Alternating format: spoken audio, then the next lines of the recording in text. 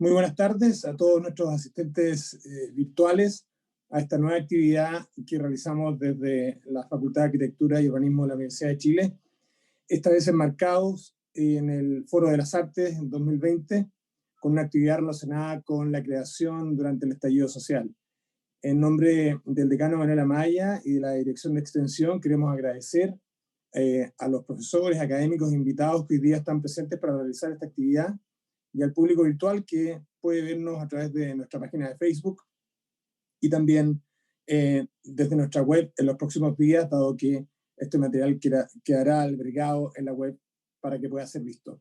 Esta actividad va a ser moderada por la académica Luciana Pastor del Departamento de Diseño de nuestra facultad, y esperamos que esta conversación, permita abrir discusiones de estos temas en que nuestra facultad y nuestra universidad tienen una tarea que cumplir, pese a las dificultades que implican, o más bien el nuevo formato de esta condición de virtualidad. Muchas gracias a los asistentes, como dije, a ustedes, a los profesores, y los dejo con Luciana para que pueda continuar con esta moderación. Muchas gracias. Muchas gracias también, Alberto, por tu presentación, por tu bienvenida. También agradecer a la Dirección de Extensión por este espacio, ¿no? Agora FAU, también a la Dirección de Investigación y Creación y también al Foro de las Artes en el cual se enmarca esta actividad.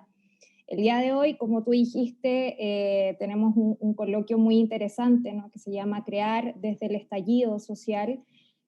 Justamente un coloquio que se enmarca en un proceso, ¿no? En pleno debate constituyente en el que nos encontramos, justamente a raíz del denominado estallido social, y que también nos encontramos a casi un año de este aniversario, ¿no?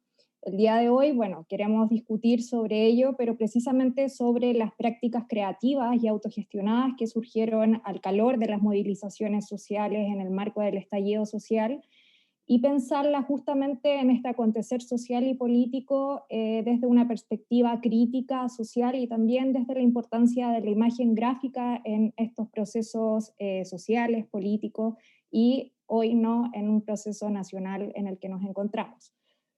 Para dar este debate, ¿no? y introducirnos en la reflexión sobre este tipo de prácticas que vienen de la mano de proyectos, como mencionaba, autogestionados, tenemos a ciertas invitadas y invitados que quisiera presentar. El día de hoy contamos con la participación de Carola Ureta Marín. Ella es diseñadora y magíster en gestión cultural, especializada en proyectos editoriales y diseño gráfico ligados al desarrollo cultural. Realiza investigaciones en diseño, participando de congresos internacionales, y en el ámbito nacional desarrolla también proyectos que contribuyen al rescate patrimonial de las gráficas e historia de Chile, entre los que destacan la plataforma Diseño Nacional, el libro Luis Fernando Rojas, Obra Gráfica, y el reciente proyecto La Ciudad como Texto, del cual nos va a contar aún más. También contamos con la participación de Antonia Taulis. Ella es artista, escritora y productora cultural, magíster en edición. Su trabajo va desde la escritura y curatoría hasta la producción de exposiciones. Ha desarrollado más de 50 textos, entrevistas y artículos para exposiciones y catálogos. Es colaboradora de forma regular con medios como Artichoc y es creadora del proyecto Mercuria, que también queremos que nos cuente un poco más el día de hoy. Contamos también con la participación y presencia de nuestra académica también de la Facultad de Arquitectura, Gabriela Mansi Zamudio. Ella es coordinadora del Diplomado en Diseño y Producción de Arquitecturas Temporales y académica del Departamento de Arquitectura de la Facultad de Arquitectura y Urbanismo, y también es docente de la Universidad Diego Portales. Y por último quisiera presentar a Rodrigo Dueñas Santander, académico del Departamento de Diseño de la Universidad de Chile. Él es diseñador, magíster en edición, docente de la carrera de diseño de la Universidad de las Américas, director de la Feria de Arte Impresionante. Ha participado en conferencias, ferias y encuentros internacionales en torno a la edición, el diseño editorial y la gráfica popular. Es cogestor del archivo Imprimir es Resistir, que también nos va a contar el día de hoy sobre ese proyecto. Así que quisiera agradecerles entonces a nuestras invitadas, a nuestros invitados por estar el día de hoy compartiéndonos esta mesa, esta discusión, y para ello y para empezar a dar este diálogo quisiera dejar con ustedes a Carola, quien nos va a dar algunas palabras de su proyecto. Así que muchas gracias, Carola, por estar aquí. Te dejo Bueno, el espacio. Muchas gracias por la invitación. Es muy lindo poder compartir y mostrar el proyecto. Y para que compartamos y empecemos a hablar, les voy a hacer una presentación que preparé. No sé si la ven. ¿Sí? Sí. Ya, esta es la gráfica oficial del proyecto La Ciudad como Texto. Ahí está implícito el hashtag, que es La memoria no se borra. Este proyecto busca resguardar la memoria grabada en los muros de la avenida que fue protagonista de las manifestaciones durante el despertar social en Santiago. Esto corresponde a la Alameda. Este registro está alojado en la plataforma web www.laciudadcomotexto.cl.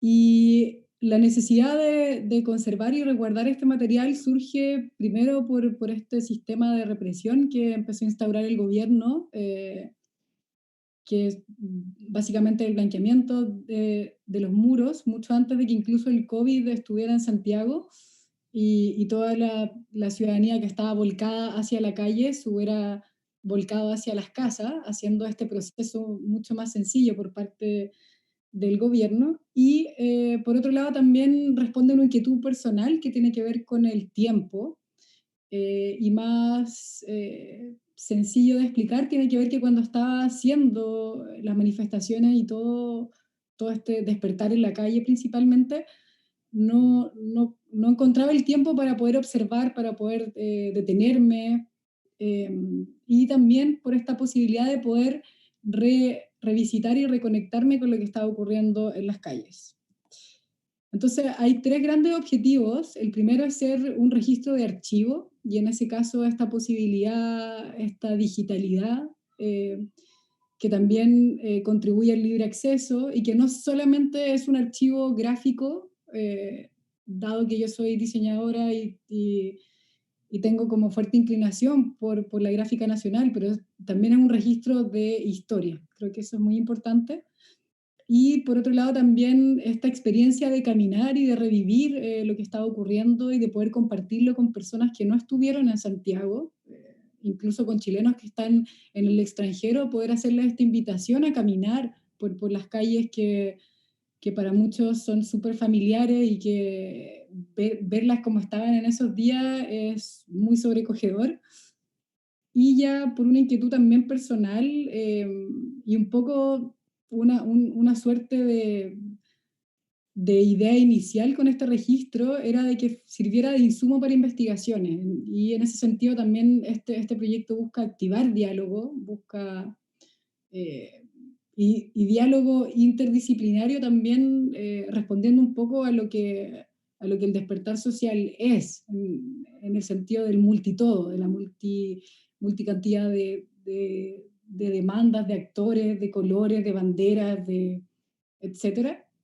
Y también con esta posibilidad que ya en febrero se empezaba a ver como este modo online, a raíz de la pandemia. También esta suerte de archivo, biblioteca digital, era parte de los objetivos.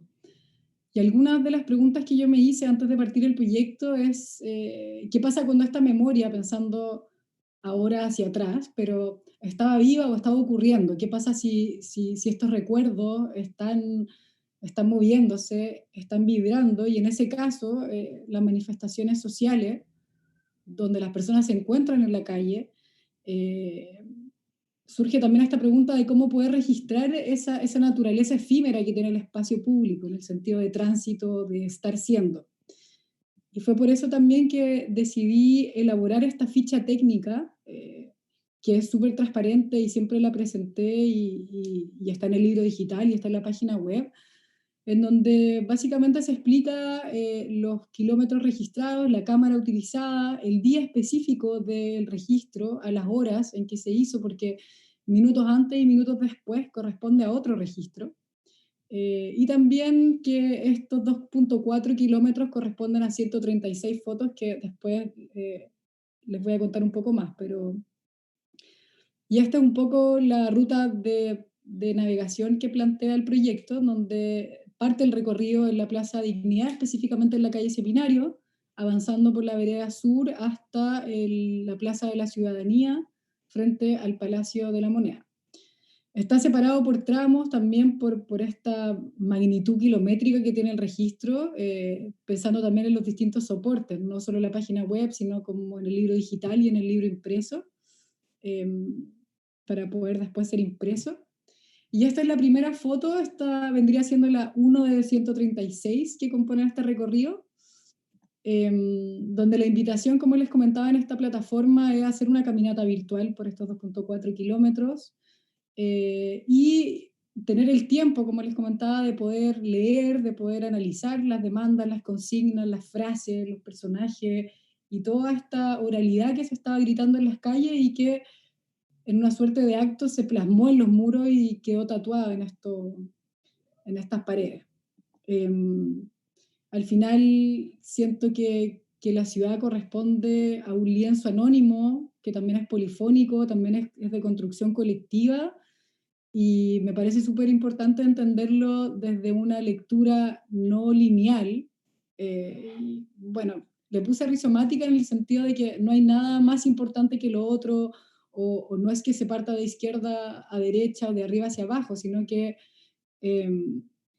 esta posibilidad de tener esta visión abarcante nos permite también que cada quien vaya hilvanando su propio tejido discursivo, como elija lo que quiera leer y seleccione un poco en esta multicantidad de información que está en los muros. Acá les comparto un poco, yo creo que es como el manifiesto del proyecto, en donde la calle se presenta como este libro ciudadano que se escribe día a día, que se construye en el espacio público, y que también tiene una dimensión que es paralela a la historia oficial, paralela a las noticias, paralela a lo que sale en artículos académicos, sino que habla justamente de la misma ciudadanía expresada en las calles. Esto también nos abre una nueva puerta a pensar en nuevas materialidades para escribir la historia. En ese sentido también la calle o el espacio público se transforma, además de ser un soporte, digo, como pensando en que ya no es un libro de papel, sino que es un libro de concreto, de muralla, de pavimento, de hasta letreros, ventanas. También se comporta como un medio, como un canal de expresión que tiene como una connotación un poco más activa o de acción. Y en esta última declaración, creo que es como una de las preguntas que más me han hecho desde el lanzamiento del proyecto, y que es si a mí me gustaría que las calles se mantuvieran estáticas como están en el registro. Y básicamente yo creo que la calle, entendiéndola, o el espacio público como algo que está vivo, también en la medida de que los procesos vayan sucediendo, esta piel gráfica que cubre la calle también tiene que ir mutando, y así como los animales cambian de piel, lo que está escrito, si los procesos continúan, naturalmente que ya tampoco va a estar escrito lo que está escrito. Creo que la calle también es la contenedora de una crisis que nos permite visibilizarlo, y si hay una sociedad que está enferma o que bueno, si está en crisis en este caso, naturalmente la calle también va a estar en crisis. Y acá les quiero compartir un poco de lo que fue el proceso, que por un lado fue bastante solitario porque estábamos en cuarentena, pero a la vez muy colectivo, después les voy a contar por qué, y fue muy aislado, pero también fue hiperconectado. Entonces está como esta dicotomía que es la primera vez que me pasa en un proyecto. Y este es el día del registro, este fue el día 36 del estallido del despertar social, que es el 23 de noviembre. Y ahí estábamos con Daniel Corvillón, que es el fotógrafo que me acompañó a las 7 más o menos de la mañana, que partimos el recorrido ahí en la calle Seminario con la Alameda. Y bueno, compartirles que hubo miles de intentos de montaje. Estos son algunos de los intentos digitales que hice. No fue para nada fácil, era la primera vez que hacíamos un trabajo así, yo y Daniel también, de cómo tomar fotos tan grandes. Y cuando la parte digital me empezó a quedar corta, por decirlo así. Decidí ir a la parte manual, que es donde más me siento cómoda también. Entonces imprimí estas 136 fotos y empecé a montarlas a mano, por supuesto con asesoría de fotógrafos que me explicaron el uso de guantes, el uso de ciertas cosas que no tenía idea. Y ahí fui montando alrededor de 11 paños que miden como 1,10 m cada uno, por lo tanto tengo como 13 metros de fotos en este momento en mi estudio. Y acá están los 2,4 kilómetros, y una vez que pude montar esto digitalmente, o sea, análogamente, volví a lo digital y lo pude montar bien. Y después vino todo otro proceso que tiene que ver con el diseño y la programación de la plataforma web. Si bien yo diseñé esta interfase y cómo quería ver la página, ahí Felipe Sologuren fue el programador web. Yo no manejo estos códigos Matrix, pero sí aprendí mucho. Y bueno, si bien partí como por esta inquietud personal, y ahí se sumó Daniel con la fotografía, después se sumó Felipe Sologuren como el desarrollador web. Esta es la constelación de agentes principales, digo yo, que están entre los traductores. La página está y los textos están en español y en inglés. Hubo apoyo audiovisual, hubo correcciones de texto, hubo comunicaciones también. Entonces, ahora, y los invitados a escribir también, y alrededor, no sé, somos ahora más o menos casi 50 o 60 personas que estamos atrás de La Ciudad como Texto, en un proyecto 100% colaborativo y autogestionado. Y acá ya es compartirle un poco más íntimamente cómo estaba estructurado el proyecto en mi cabeza, que al final mi cabeza también se va a las murallas naturalmente, y estos son los mapas conceptuales, donde parte de La Ciudad como Texto está primero la página web, y eso también incluye como el dominio y toda la programación del sitio. En un segundo nivel tenemos el diseño y la diagramación de este libro digital, que también tiene inscripción en el registro de propiedad intelectual. Eso también conlleva la carta de compromiso y carta de autorización de todos los participantes. El libro es de libre descarga también. Por otro lado, se activó toda una parte que tiene que ver con las redes sociales, que principalmente el Instagram de La Ciudad como Texto, donde ya no solamente se comparte lo que está en el proyecto, sino que también hay nuevas noticias que tienen que ver con la contingencia y con la adhesión de La Ciudad como Texto a ciertos acontecimientos, como la censura o como el lanzar a un cabro al río Mapocho. Y bueno, también adelantarles que hoy día a las 8 se va a liberar un concurso en las redes sociales para el 18, así que atentos ahí. Y los otros caminos tienen que ver con el libro impreso, y ya como con los soportes impresos que están diseñados, pero por el tema de pandemia, la imprenta y todo eso estaba cerrado hasta el momento, así que eso es lo que se viene por lo pronto. Y bueno, sería interesante si podemos caminar juntes por la página.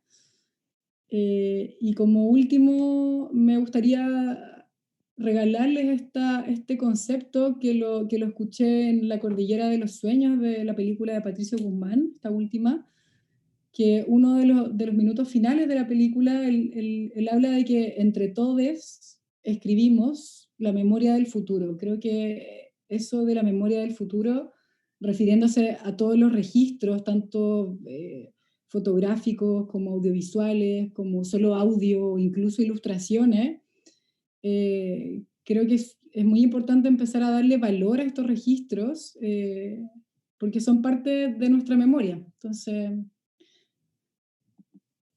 eso, muchas gracias. Muchas gracias a ti, Carola, por esta presentación, bueno, por poder también mostrarnos, ¿no?, tu trabajo, tus procesos creativos. Creo que, bueno, se nota, y yo creo que todos los que y las que te hemos podido escuchar, es un trabajo enorme, del cual espero después finalmente podamos como ahondar más, sobre todo en esta idea que mencionaste en algún momento, que me parece muy interesante, sobre cómo pensar en nuevas materialidades para pensar la misma historia, ¿no? Ahí aparece como la imagen, el pensamiento visual. Recuerdo también que tu trabajo tiene ahí un enlace con ciertos textos, que invitaste a autoras y autores a escribir. Entonces creo que da un espacio nuevo, ¿no?, para pensar el territorio desde una dimensión creativa, visual.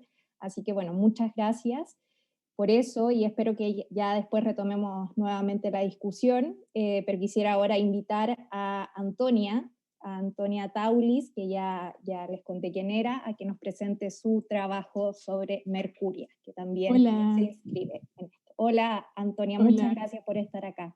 Gracias por la invitación y a todas. Sí, Mercuria es uno de esos, debe estar dentro de los registros de Carola. Ahora les voy a compartir también la presentación que armé y bueno, para contarles desde cero, Mercuria es una revista mural que nace en octubre de 2019 y hasta la fecha tiene 3 números. La revista reúne fragmentos de reflexiones a través de diferentes lenguajes visuales y escritos, y fue diseñada como afiche de concierto para ser distribuida en los muros de las calles de Santiago y otras zonas y comunas de Chile. La verdad es que si bien el primer número nace en el estallido, la idea venía de harto antes, y por una inquietud de generar un espacio de pensamiento colectivo en torno a causas comunes. Yo vengo del mundo de las artes visuales, donde los procesos creativos son más cerrados, son más solitarios, y las carreras individuales tienden a exponerse en museos o lugares que la mayoría de las veces son privados y a los cuales no llega la mayoría de la gente. Y a mí me interesaba justamente llegar a esa mayoría de la gente, pensando incluso transeúntes comunes o gente directamente de la calle. Eso como puntapié para empezar. Y bueno, también me interesaba mucho el muro, pensar el muro como el primer soporte de la escritura, como el primer soporte comunicacional, susceptible de ser intervenido por huellas, signos, insignias, letreros, mensajes, etc.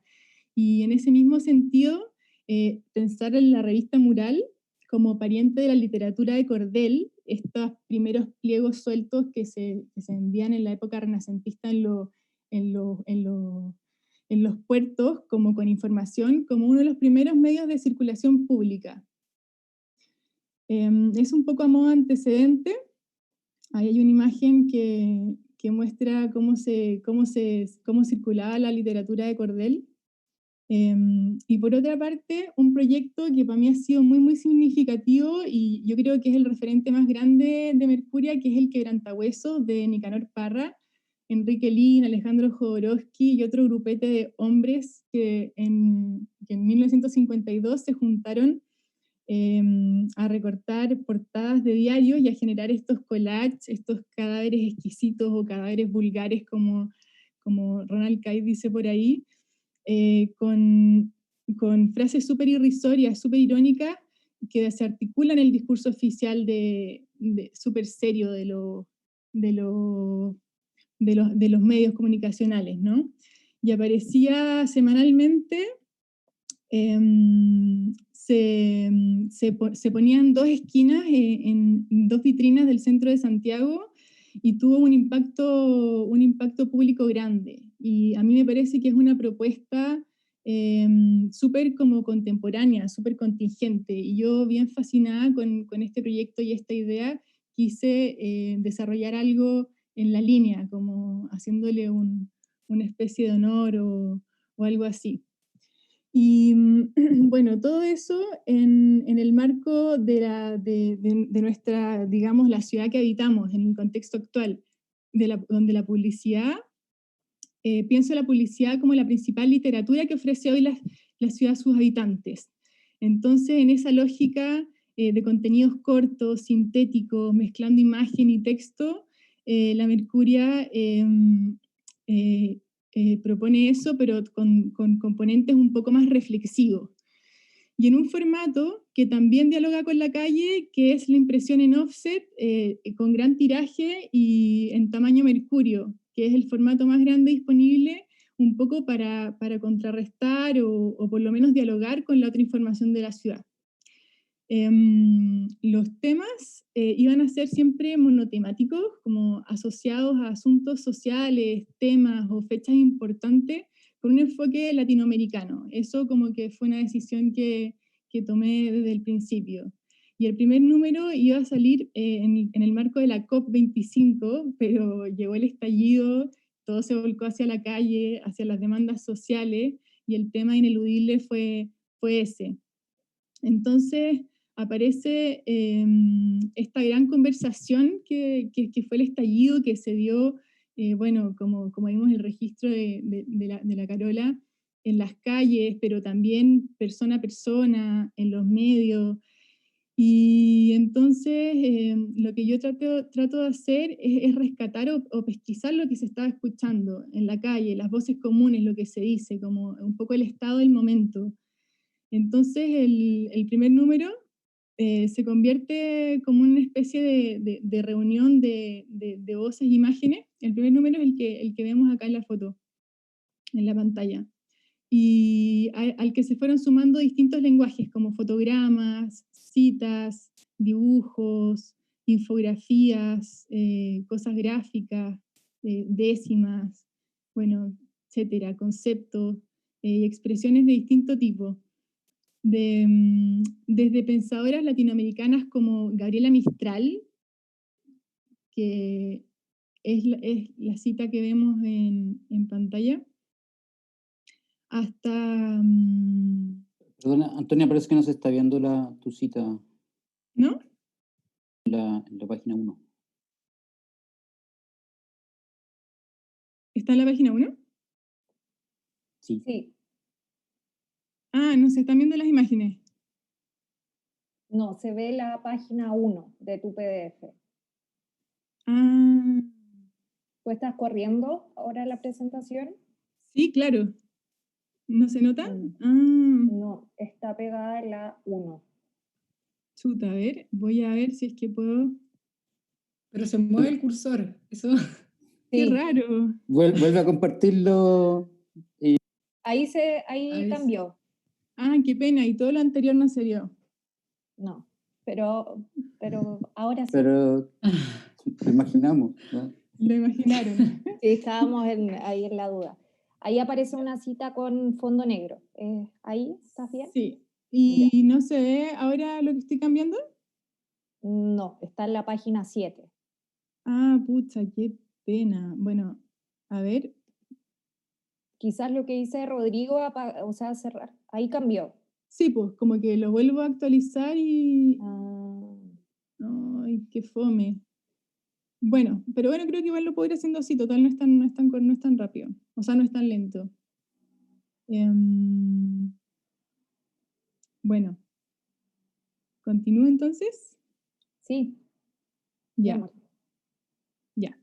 Bueno, entonces incorporé a pensamientos de filósofas como, o sea, bueno, de pensadoras como la Gabriela Mistral que les compartí antes en la cita, y esto que ahora vemos en pantalla es una idea de Carla Córdoba que está pensada como meme en el fondo, como tratando de llevar un poco el pensamiento filosófico a estas formas de comunicación visual más contemporánea. Lo mismo con la poesía de Claudio Bertoni, que no sé si se alcanza a ver ahí.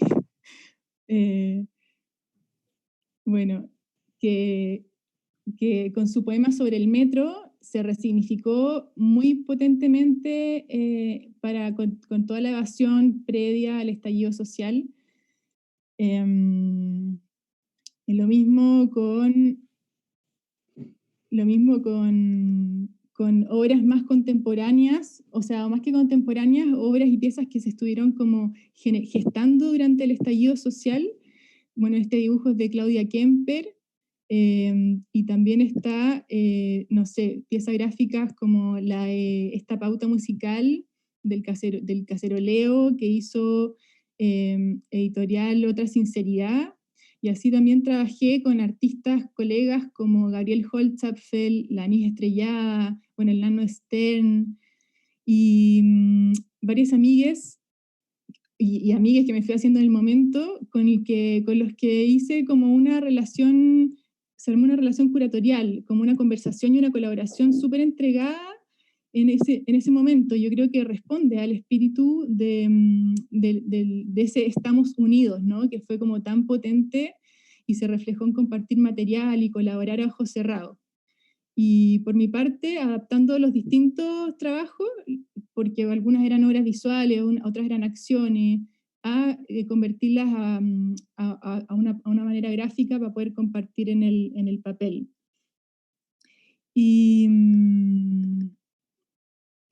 bueno, en paralelo también ocupé Instagram como una plataforma digital donde ir publicando los contenidos fragmentarios, de forma fragmentaria en Instagram, a través de posteos aislados que expandieran las posibilidades del papel, que obviamente es fija y hay como límites de espacio y límites materiales. Entonces hice animaciones con el dibujo, animaciones tipográficas, o desarrollando ya en grande el mismo concepto de la Carla Córdoba, explicando eso, como materiales interrelacionados. Fue un trabajo en verdad bien lento y a mí me causaba un poco de desesperación como demorarme cuando afuera en la ciudad estaba todo este intercambio y recambio de distintos materiales que iban pasando, pero ahí como que al fin y al cabo entendí que estaba haciendo una revista, como volviendo al trabajo editorial, y a una lentitud que igual se tradujo en una durabilidad en el muro, y en un tiempo de lectura también más lento de parte de las personas que se acercaban y se detenían. Como que hubo una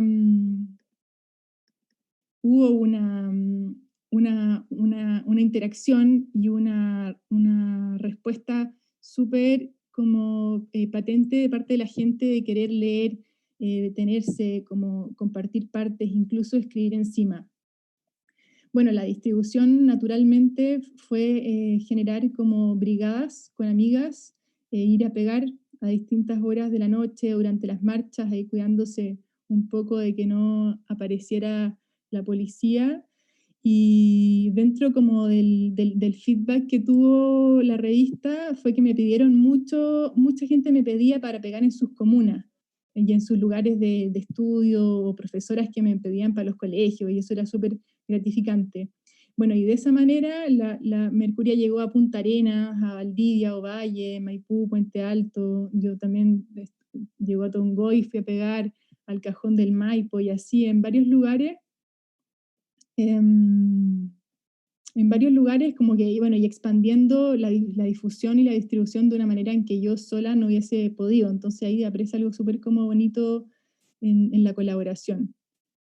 Y respecto a la interacción, la revista también fue como muy, muy intervenida, y cada intervención en el fondo también era una forma en que yo me daba cuenta de la necesidad de comunicación que tenía la gente. Había un caballero en Providencia que se dedicaba, parece, un poco al asunto y escribía un montón, dejando mensajes adversos a la propuesta de Mercuria, así como también habían otros que estaban como más, digamos, por decirlo, como por el apruebo. Y bueno, eso sí fue una constatación, como este pedazo de pieza gráfica, entre una pieza gráfica e informativa, que está en el límite en realidad entre el arte y la función, pero yo creo que es más, la verdad es que no sabría en qué punto definir ese límite, pero generó ese trabajo. Bueno, y fue también, bueno, censurada como todo la zona cero. También fue censurada de forma también más silenciosa, como por civiles en distintos barrios, como todo tipo de expresión, yo creo. Y bueno, Y es un poco en torno a la experiencia del primer número. Este es el segundo número que fue pensado para el 8 de marzo como fecha clave que les mencionaba al principio. Y nada, pues tiene que ver con contenidos como más bien feministas y un ímpetu que incluye bueno, autoras como la poeta y artista Cecilia Vicuña con sus palabrarmas, que están acá.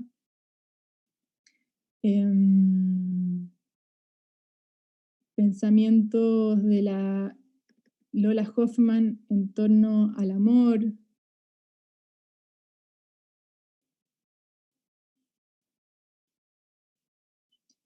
La frase de las tesis hecha gráfica.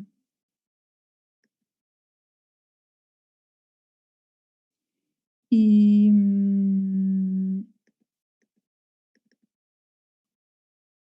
bueno, y este es el último número que todavía no se imprime, pero que tiene que ver con los Andes, como una cordillera que cruza gran parte de Latinoamérica y con pensamiento indígena, filosofía quechua. Entonces tiene conceptos de Silvia Riera Cusicanqui, los principios de la filosofía quechua y otras cositas más, que va a estar en la calle pronto.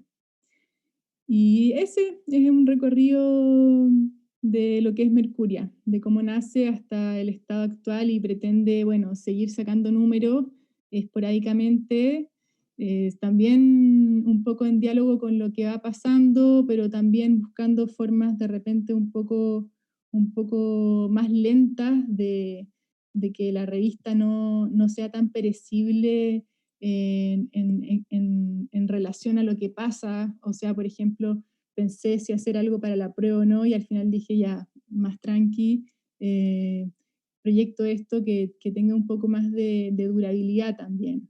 Y que bueno, en sí está en paralelo con ese mismo diálogo, solo que desde un lugar tal vez un poco más específico. Y por ahí va la presentación. Muchas gracias, Antonia. Creo que sucede algo similar, ¿no? Con el caso de Carola, ambos casos. Bueno, ustedes son las invitadas, pero es interesante pensar cómo hay todo un equipo detrás dentro de estos ejercicios que ustedes realizan, tanto como desde su propia casa o también en la calle, como lo haces tú ahí, pegando, yendo a sacar fotos. En el fondo, cómo estas prácticas creativas también tienen un conjunto de comunidades y crean al mismo tiempo una comunidad en torno a un objeto. Y me parece eso como del señor rayando como el objeto, un caso así como de activación del espacio, del territorio, muy interesante también de pensar. Así que muchísimas gracias por contarnos de tu proyecto, de tu experiencia, y ya retomaremos nuevamente la conversación. Gracias. Sí, muchas gracias a ti. Y ahora quería dejar a nuestra tercera invitada, a Gabriela Mansi, académica de nuestra facultad, que también nos va a decir algunas palabras en este coloquio. Así que, Gabriela, te doy la bienvenida y te dejo el Gracias, espacio. Luciana. Gracias por la invitación. Me da gusto en el fondo ver cómo, bueno, de las dos exposiciones anteriores, cómo me pasó algo muy parecido a lo que le pasó a la Carola, de esa necesidad como de querer recorrer las calles, y de hecho lo hice. O sea, me fui desde la FAU y empecé a caminar por la Alameda en forma frenética, sacando fotos, y sacaba fotos, y miraba las fotos, y las fotos no daban cuenta de lo que estaba mirando, de lo que estaba observando, de lo que estaba leyendo. Y empecé a buscar a ver si habían colegas que estaban sacando fotos, y empecé a compartir. Y entre esta necesidad como de ver, porque era como que necesitaba caminar por la ciudad y ver lo que estaba pasando, y empezar a leer lo que estaba ante mis ojos, y como arquitecta, y ahí ya vengo a mi disciplina, que tal vez de todas las que estamos acá es la más rígida, es la más quieta, la más estática, la menos voluble, la menos dinámica.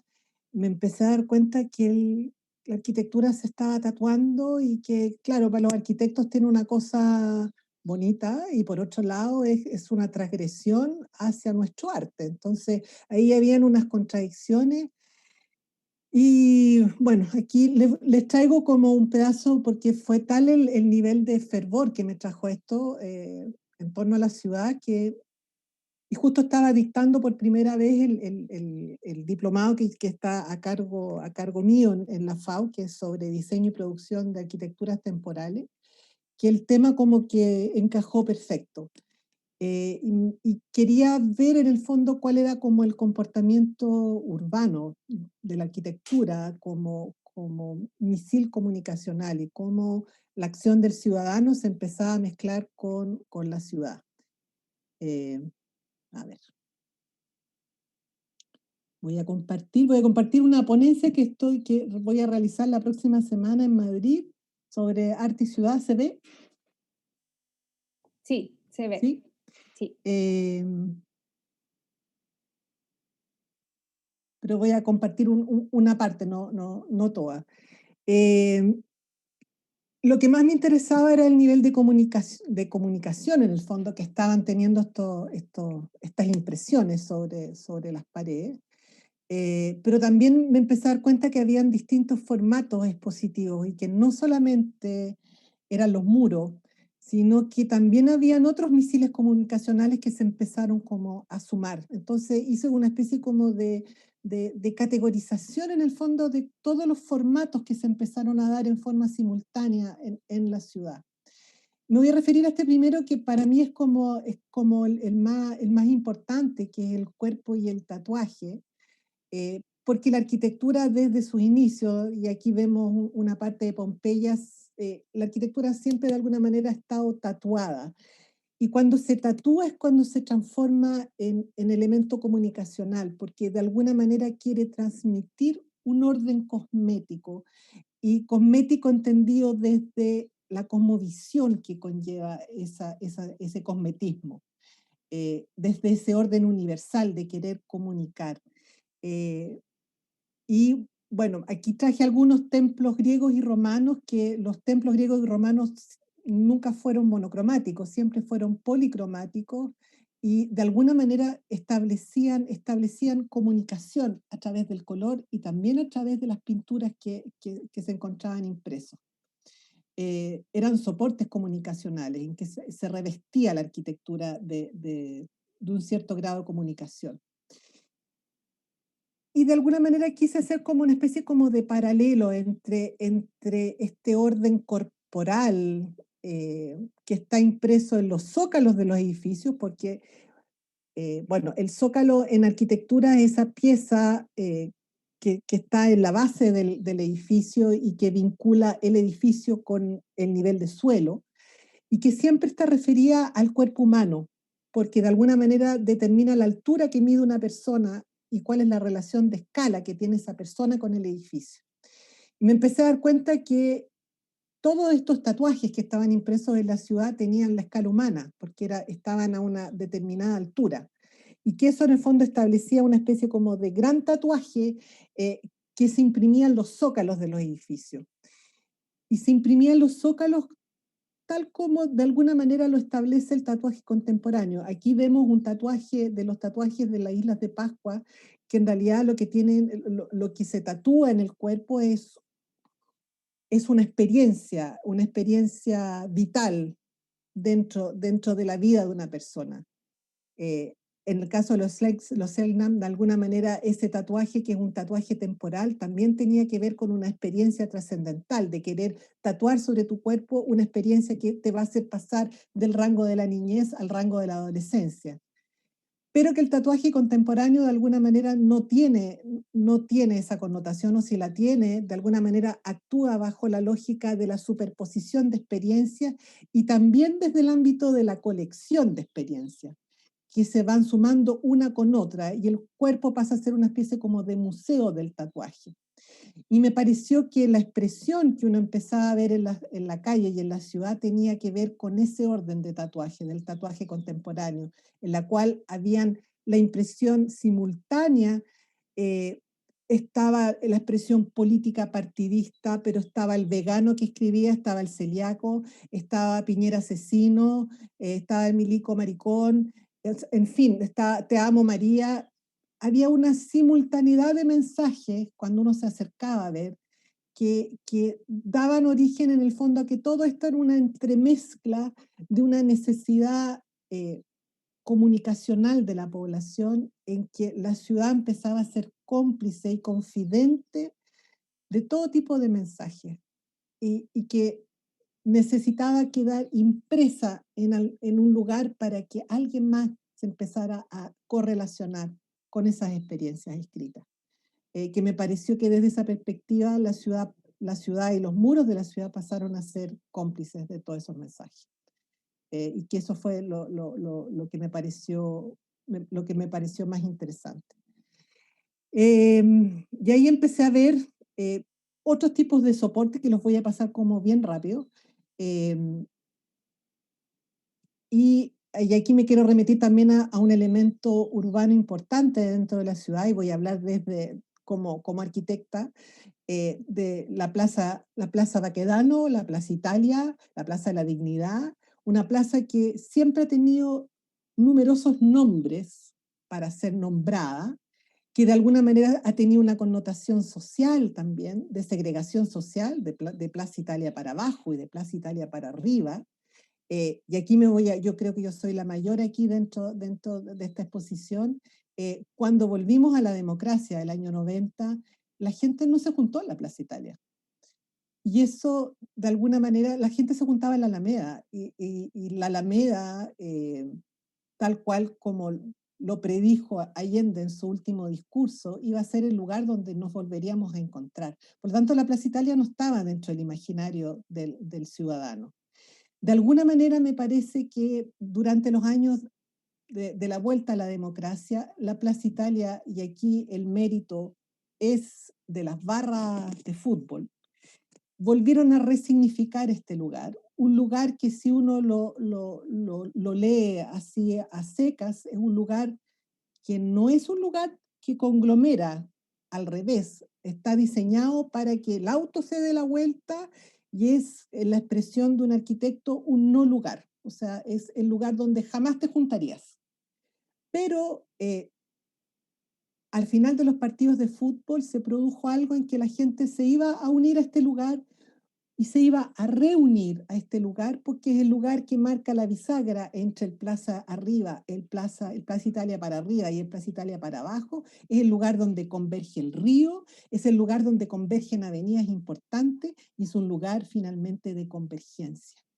Y me parece que las barras de alguna manera lo que hacen es rebautizar este lugar como el epicentro urbano, donde vamos a ir a festejar nuestras victorias. No siempre se festejan victorias en la Plaza Italia, pero de alguna manera el fútbol resignificó la Plaza Italia o la Plaza de la Dignidad, y eso hace que hoy en día o que el año pasado Plaza Italia se convierta, o Plaza de la Dignidad se convierta en un epicentro fundamental de reconocerse como ciudadano, la especie como de nueva ágora urbana para la ciudad.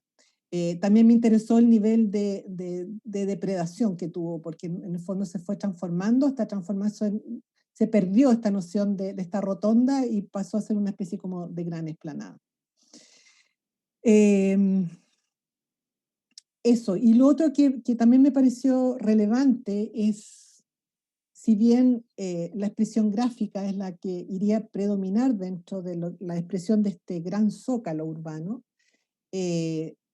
también me pareció que apareció otro formato nocturno, donde la palabra tuvo su sesgo importante y donde el mundo de las imágenes tiene esa capacidad duchampiana de poder ser significada por el que la observa. Pero el mundo de las palabras es un mundo exacto, o sea, la palabra dice hambre y eso significa hambre. No hay mucha subjetividad. Y me parece que ahí las proyecciones nocturnas que estuvieron sobre todo a cargo de los chicos de The Light Lab hicieron un aporte que fue relevante.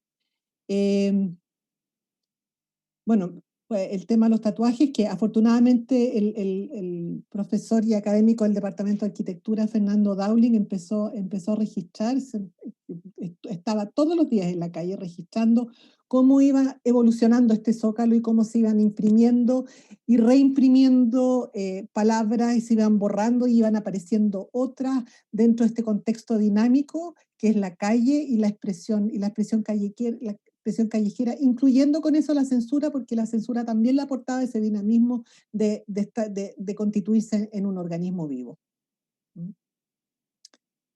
Eso, bueno, que son todas imágenes que hemos visto en forma repetida.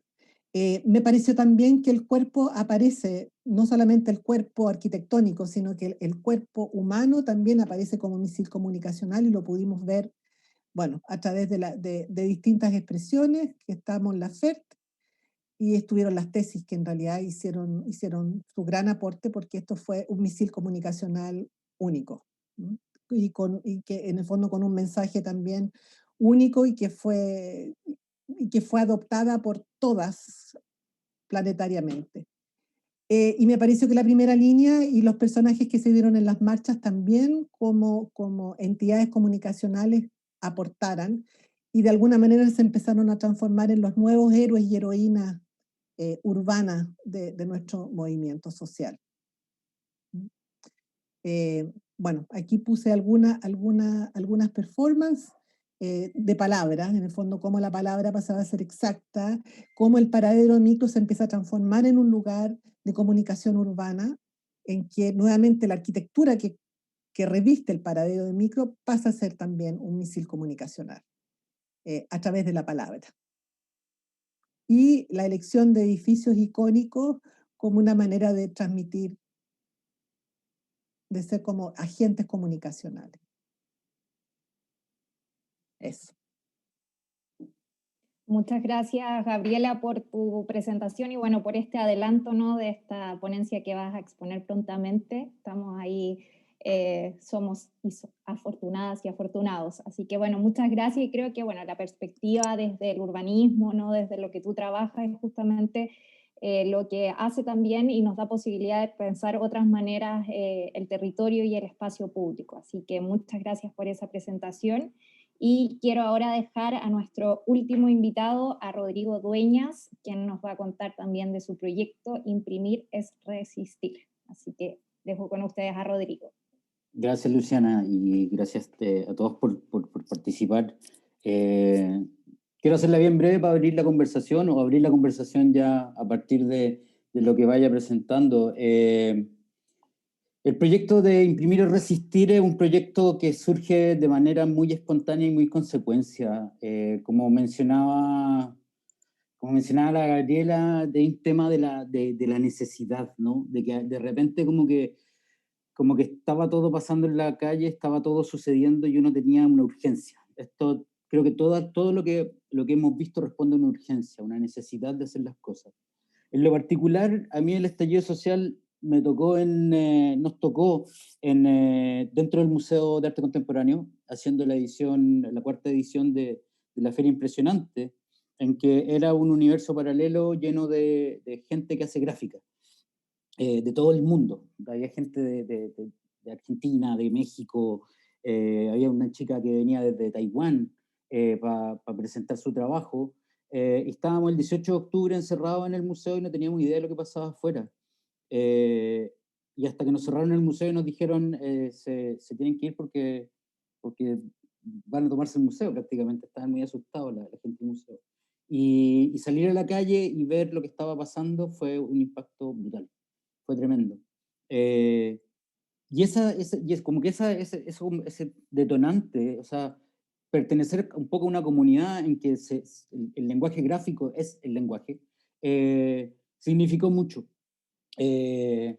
Tiempo después, estando en la calle, una amiga, compañera que organiza la feria Volumes en Zurich, que es una feria de arte impreso también, Anne-Laure Franchet, me escribe para saber cómo estábamos. Y yo le digo, estoy acá en la calle, y le mando una foto desde la calle, y quedó impactada también. Y me dice, ¿podríamos hacer algo? Y ahí se genera una especie de un poco también a la antigua, darse cuenta que los mecanismos de las revueltas funcionan igual, ¿no? Por un lado está el correlato gráfico que sucede en cualquier revuelta, como sucedió en mayo del 68, como sucedió durante la dictadura, a partir de los panfletos, más que nada, porque era más duro. Los panfletos fueron la herramienta de expresión gráfica durante la dictadura. Entonces aparece este correlato visual al relato del estallido, ¿no? al relato más social. Y resulta que surge como un comité de solidaridad en Suiza, muy al estilo de lo que pasó durante el golpe, en que nos dicen, mándanos material para nosotros exponer en nuestra feria. Y así fue como empezamos un trabajo localizando a los mismos que habíamos estado en el estallido durante el museo, en el museo. Y empezamos a pedir las colaboraciones, empezamos a pedir todo lo que estaban pegando, ¿no? Si nos podían mandar los PDF porque queríamos hacer una acción social que se fuera, un envío que se fuera a Suiza. Y así fue. Armamos un gran WeTransfer con todos los PDF, los mandamos a Suiza y en Suiza los imprimieron y los expusieron. Posteriormente, en febrero, ese mismo envío lo mandamos a México. Ya lo teníamos y sabíamos que era un archivo. Y lo mandamos a México porque también sucedió lo mismo. Hay un acto de solidaridad internacional con Chile. Y nos dicen, mándennos ese material y nosotros lo imprimimos. En México lo toma Gato Negro, una editorial, y decide publicar esto, que es la versión impresa. Y es una publicación muy simple, en que está encuadernada de muy mala manera, que uno podría sacar en papel roneo, uno podría sacar las páginas y pegarlas en la calle, ¿no? Y ellos decían imprimirlo, ¿no? Tenían los recursos para imprimirlo, cosa que nosotros no teníamos. Y esta publicación, llegaron 5 a Chile, 10, nadie las podía traer, y ahora con el COVID quedaron varadas allá. Pero nosotros entonces teníamos que tomar este archivo y hacer algo, y ahí es donde surge esta necesidad, hay que hacer algo. Y ahí se genera esto que es Imprimir y Resistir, que es esta colección abierta, registro de los carteles de la calle. Conversábamos con la Carola previamente, esta idea del recorrer, ¿no? Que se instala en el scroll, de hacerlo para el lado, que está como en conjunto en la ciudad como texto. El lienzo, Rodrigo, el lienzo que uno va avanzando, como este lienzo caminable. El lienzo caminable, ¿no? ¿Cachai? Que es la muralla también, o sea, este paisaje que nos acompaña. Y ahí fuimos recopilando todo el material, ¿no? Y recopilándolo también de una manera muy individual. Cada uno de los afiches, de los carteles que están en Imprimir y Resistir, tienen su autoría.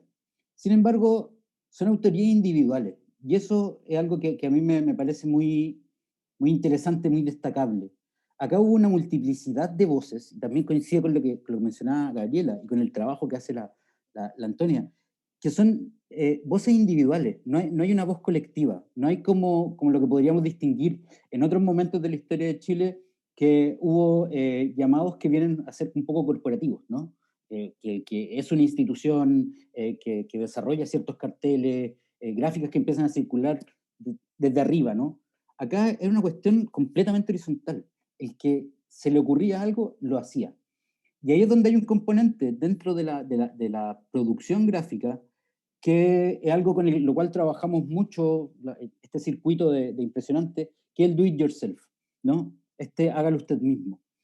Las impresoras ya están en las casas, ¿no? Las técnicas de impresión, de risografía o serigrafía, letterpress, grabado, están dando vuelta y son herramientas, ¿no? Justo de alguna manera se había transformado, y en algunas conversaciones que estábamos en la feria decíamos, tener una imprenta en este momento es tener una especie de arma, ¿no? Con la cual tú puedes salir a dar un mensaje. Y eso fue lo que sucedió. Todas estas expresiones finalmente son unitarias, es un universo de voces que generan un discurso común, ¿no? O sea, una multiplicidad de voces.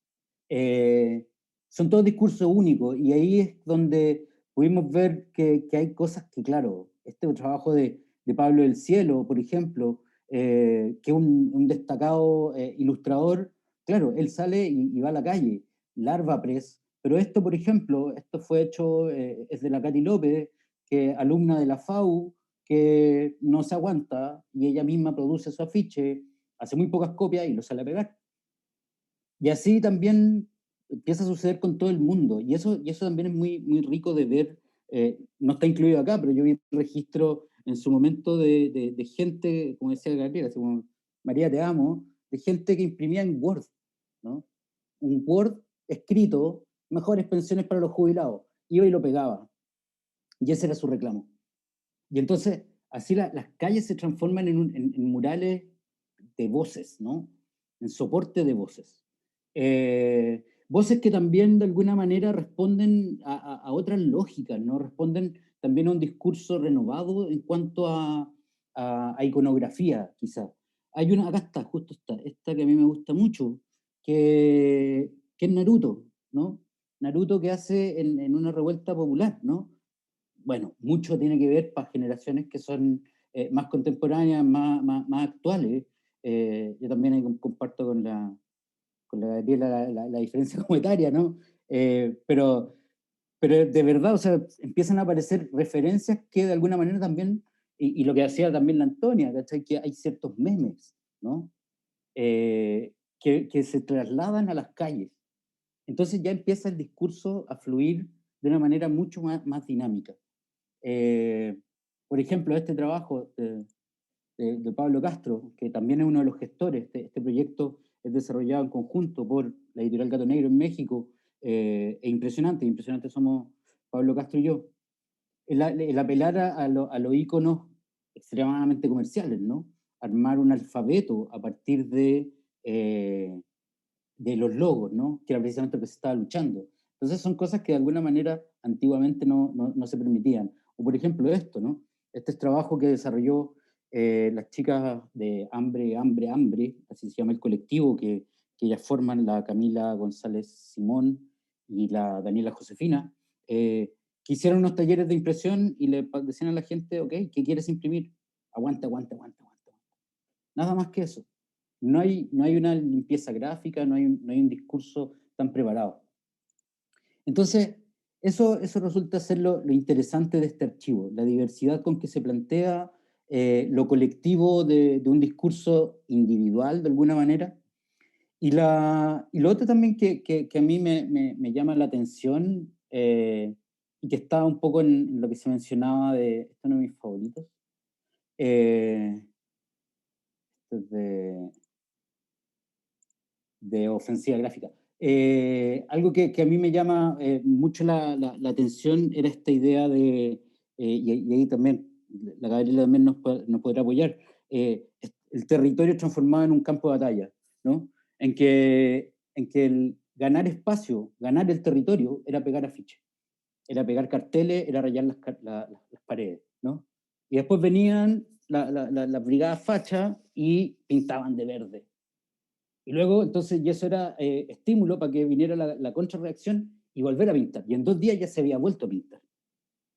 Y así, y entonces, finalmente, cuando los fachos empiezan a pintar blanco o verde, empiezan a limpiar las calles, es como una sensación de, ok, esto les molesta. Estamos ganando la calle. Y ahí empiezan esas dinámicas de ganar el territorio, que son reinteresantes, que son, bueno, hoy día está todo un poco más blanco, está un poco más pintado, pero es maravilloso cuando han pintado blanco y se han gastado todo el dinero, y aquí se sale el agente revolucionario. Porque claro, lo pintan todo blanco. Yo vivo acá al lado de Plaza Italia, vivo en Seminario, donde parte el recorrido de la Carola. Entonces, salir a la calle y darte cuenta que la municipalidad se esforzó y pintó todo blanco, y al día siguiente alguien ya puso una proclama, puso un renuncia a Piñera o algo así, y uno se siente como satisfecho de decir, ok, las paredes siguen vivas, las paredes van a seguir siendo eternamente el soporte y no nos la van a ganar, ¿no? Buenísimo, Rodrigo, que hartos hay referentes visuales nos entregas como para poder también pensar en un nuevo imaginario, ¿no? En una nueva forma de pensar, de concebir las ciudades desde la imagen. Y nada, como ahí hacer énfasis en esto que dices, que si bien, claro, son ejercicios o documentos o afiches como con autoría, también cuando tú en el fondo las reúnes en esta plataforma, se transforman también en un espacio colectivo como de resistencia, como dice el título de tu proyecto, y eso me parece como muy fundamental en este proceso político en el que estamos hoy. Quería ahora como dejar la palabra abierta, si ahí entre ustedes tienen algunas preguntas entre las invitadas e invitados, a conversar, o si no, yo igual tengo guardada una pregunta que quiero hacerles. Si alguien quiere la palabra, se la dejo. Pregunta tú nomás. Pregunto yo, le doy yo. Sí, mira, es a partir, bueno, quería saber cómo, a partir del título, ¿no?, también de este coloquio, ¿no?, que aparece el concepto de archivo, ¿no?, como un concepto que está apareciendo constantemente en ciertos proyectos autogestionados del estallido social. Quisiera como preguntarle sobre todo, bueno, a Carola, que sé que trabaja también ese concepto en su proyecto y lo menciona, bueno, también Rodrigo ahí, ¿no?, como hace este gran archivo. Quería saber cuáles son como las inquietudes que tienen ustedes sobre ese ejercicio de archivar, documentar, y qué hay detrás también como de su proyecto, cómo lo concibe como una práctica cultural, política, como indagar en ese concepto. Invito a Carola o a Rodrigo. Parece que tengo... Dale tú. Parece que parto yo. Bueno, insisto en el hashtag del proyecto, que es la memoria no se borra, y que creo que es fundamental concebirnos como agentes no aislados, sino que como somos un proceso y somos un continuo. Por lo tanto, la memoria y el archivo, y poder revisitar y poder como conectarnos con nuestros orígenes, sobre todo como en las profesiones más proyectuales, creo yo que es fundamental ir atrás para poder proyectar hacia el futuro. Como, creo que también nos permite, sí, insisto, como conectarnos con nuestros orígenes y darnos sentido. Creo que eso es fundamental, el que no podemos olvidar. Y quería hacer otro comentario con respecto a la presentación de Rodrigo, porque hay muchas cosas similares entre estas plataformas, y me llama la atención porque en otra ponencia anterior alguien me preguntó, o más que me preguntó, hizo el comentario de que sería más, ¿cómo diría?,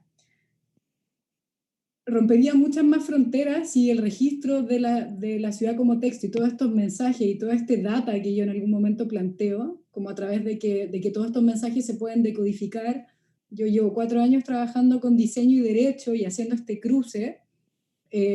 Sería súper positivo, decía este cabro, sacar toda esta información de este soporte vandálico, por decirlo así, y que se abrirían fronteras para que mucha gente que se queda solamente en el vandalismo pudiera leer y pudiera como trabajar con este material, como a raíz de concebir a la ciudad o a todo esto como información.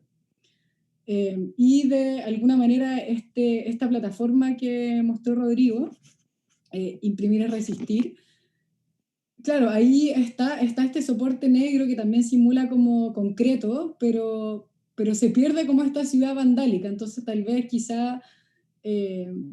a mí me encanta en todo caso este registro en particular, porque no es solo gráfico, sino que es histórico, es arquitectónico, bueno, es lo que es la ciudad y todo lo que pasa. Entonces, y cómo están los paraderos, y cómo está incluso los flujos, como, no sé, por lo que también plantea Gabriela antes, como... cambia todo en la ciudad cuando entra en crisis, cambia el flujo, cambia el olor, cambia la temperatura, cambia... y esto también es parte de la historia, y en ese sentido también es otra forma de concebir la historia en otras materialidades.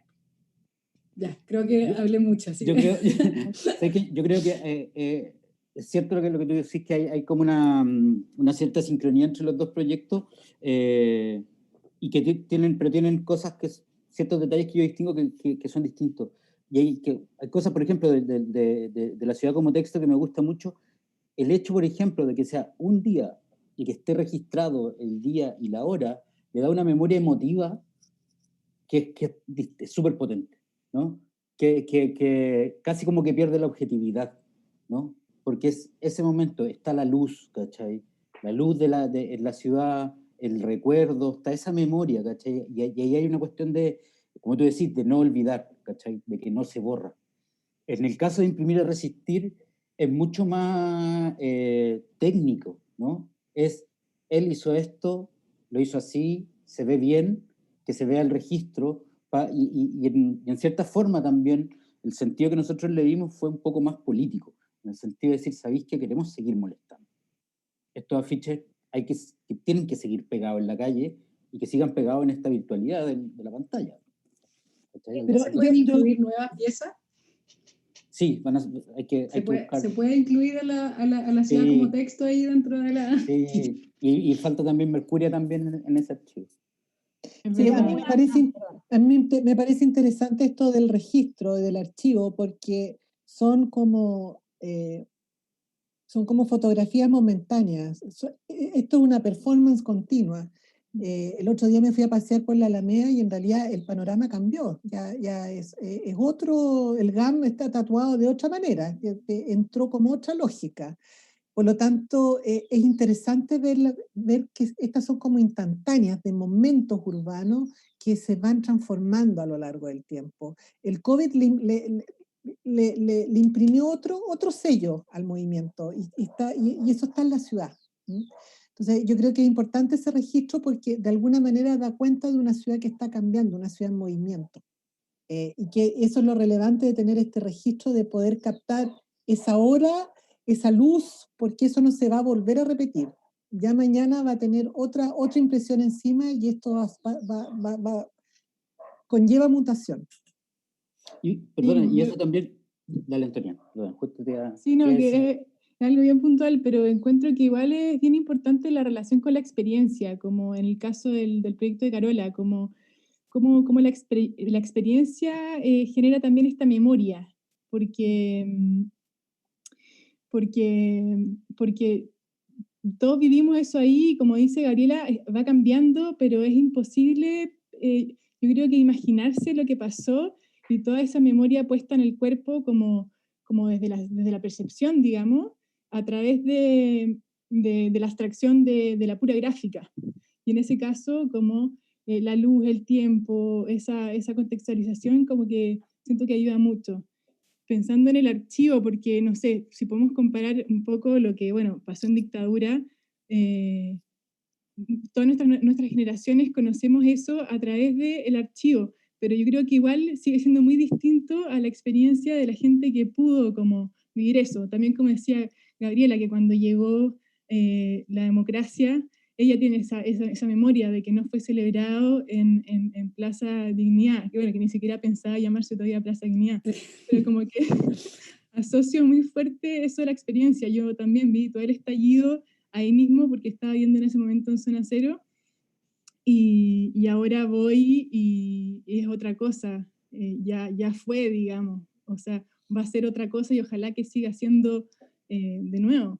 Pero claro, entonces quería poner ese punto ahí sobre aparte que el tema del archivo y la lógica de la calle también es distinto, porque lo que retrató la Carola en ese día, al día siguiente tiene que haber mutado, al día siguiente al menos uno de los planos tiene que haber mutado, ¿no? Y esa mutación es constante, y ese es lo que pasa. O sea, también está el juego de que cuando tú pones algo en la calle, está esa imagen del viejito rayando Mercuria, es total, para eso es, y si no te pegan una ficha encima. Me acuerdo de Elliot Tupac cuando pintó el equilibrio ese que estaba ahí en el Mapocho, y después hubo un problema y se lo borraron accidentalmente, no quedó claro nunca cómo que había pasado.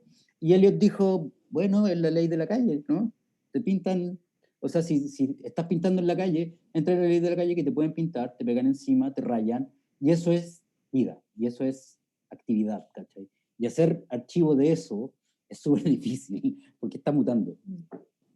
Y pensando en eso, como en este cambio, ¿no? que ya como dice Gabriela, que está sucediendo, ¿no? en la Alameda, sus proyectos, sus trabajos, entendiendo los que se enmarcan como en una crisis, se podría decir institucional, ¿no? Una crisis del Estado, como mencionaba en un principio, estamos en pleno debate constitucional, y que son proyectos que justamente quieren mantenerse al margen de esta institucionalidad. Quería preguntarles cómo sus proyectos van a continuar, qué se viene, cómo se sostienen en el tiempo o qué proyecciones tienen.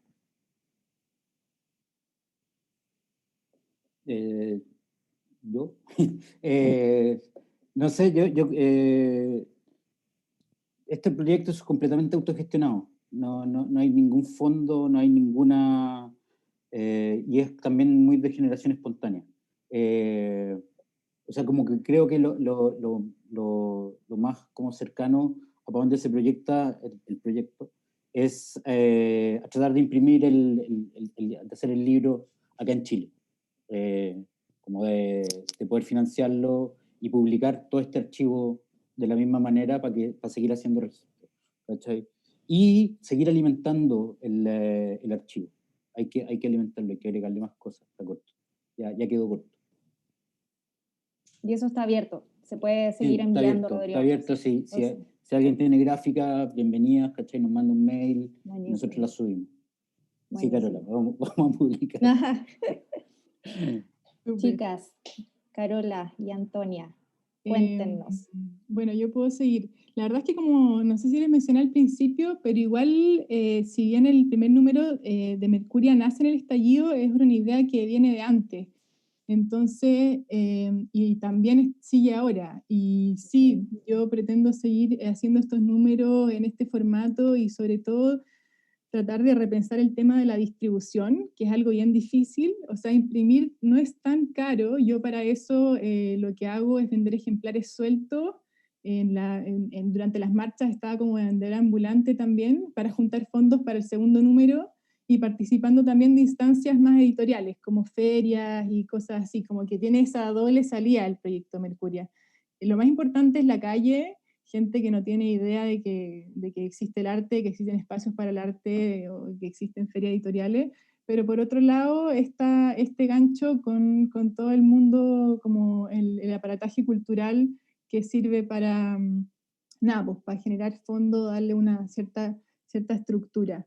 Así que pretendo también seguir haciendo números y sobre todo lo que me interesa es aliarme con espacios u otros movimientos, porque es un espacio tan acotado que, por ejemplo, no sé, ya podría adelantar algo, una conversación que tuve, pero con las mujeres de Modatima, hacer un número sobre el agua, y así con distintas, hacer colaboraciones con distintas organizaciones que ya manejen un tema muy bien, que ya tengan como una impronta política avanzada y servir como soporte comunicacional también, con estas características gráficas del proyecto.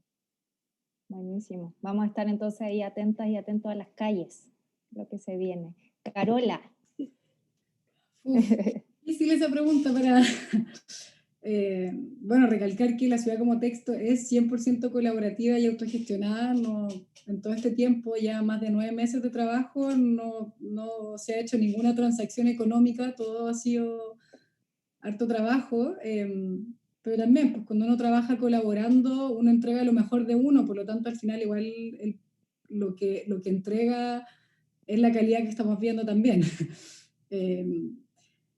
Y más que, yo creo que la esencia del proyecto tiene que ver con el día 36 y con ese momento. Si hay distintas activaciones, no quiero adelantar nada, pero también siento que gran parte de los objetivos fue ser un referente para que la gente también se le ocurriera otras formas de concebir y de entender la calle y de generar análisis y de llevar este registro a instancia académica, incluso en colegios. Tengo a mis sobrinos en sus colegios distintos y los mismos profesores ahí están citando a la ciudad como texto, entonces creo que y están invitando también a dibujarlo, a recrearlo. Me ha escrito gente de todo Chile, o sea, bueno, no, más para el sur en todo caso, ofreciendo registros, contando que tienen registro.